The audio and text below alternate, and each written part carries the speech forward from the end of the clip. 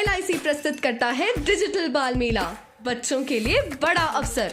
हिमाचल प्रदेश विधानसभा बाल सत्र 12 जून 2023। 68 बच्चे पहुंचेंगे शिमला, 21,000 का इनाम।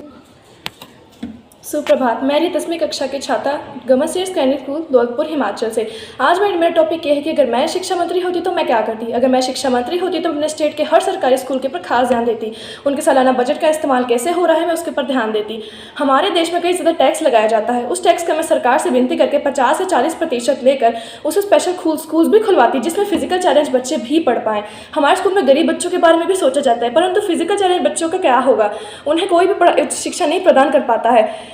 खास ट्रेन टीचर्स उनके लिए लगवाए जाए और स्कूल में उनके अच्छे से सबको समझाया जाए ताकि वो भी आगे जाके अपने फ्यूचर को ब्राइट कर सकें। हमारे देश में सरकारी सेक्टर को बिल्कुल महत्व नहीं दिया जाता है, जबकि टीचर्स वेल ट्रेंड ज़्यादातर सरकारी सेक्टर में होते हैं, परंतु प्राइवेट सेक्टर्स के ऊपर ज़्यादा ध्यान दिया जाता है। ज़्यादातर पेरेंट्स ज़्यादा पैसे खर्च करके अपने बच्चों को प्राइवेट सेक्टर्स में पढ़ाते हैं, जहाँ सिर्फ और सिर्फ किताबों को ज्ञान दिया जाता है, जबकि सरकारी स्कूल में इतनी सारी एक्टिविटीज़ करिकुलर एक्टिविटीज़ होती हैं, बच्चों को कितना कुछ सिखाया जाता है, परंतु फिर भी टीचर्स के ऊपर कोई भरोसा नहीं करता है।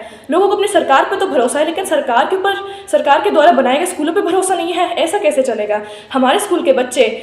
हमारे देश के बच्चे बाहर पढ़ने के लिए जाते हैं, उन देशों में पढ़ने जाते हैं जिन देशों ने कभी हमारे ऊपर राज किया था, हमारे हमें गुलाम बनाया था। ये बहुत ही शर्म की बात होगी हमारे देश के नेताओं के लिए कि वो क्या कर रहे हैं। हमारी शिक्षा के स्तर को बढ़ाना पड़ेगा, सरकारी स्कूलों को उनको और ज़्यादा वेल प्रिपेयर करना पड़ेगा आगे जितने भी बच्चे आएंगे उन्हें पढ़ाने के लिए, और ऊपर से गरीब बच्चों के लिए भी नई स्कीम चलानी पड़ेगी। हमारे देश में जितने भी बच्चे हैं सबको अधिकार है कि वो पढ़ सके, हर किसी को शिक्षा का अधिकार है और अच्छी नौकरी करने का अधिकार है, परंतु सब प्राइवेट सेक्टर्स के पीछे जाते हैं। हमारे देश में सरकारी स्कूलों को और महत्व दिया जाना चाहिए। मेरी सरकार से यही विनती है कि फिजिकली चैलेंज बच्चे और गरीब बच्चों के लिए भी वो ज़्यादा से ज़्यादा काम करें, क्योंकि इनके पास ज़्यादा से ज़्यादा स्रोत होते ही नहीं हैं। हमारे देश में कई सारी स्कीमें चलाई जाती हैं, परंतु गरीब बच्चों को किसी दूसरे बच्चों को पता ही नहीं चलता।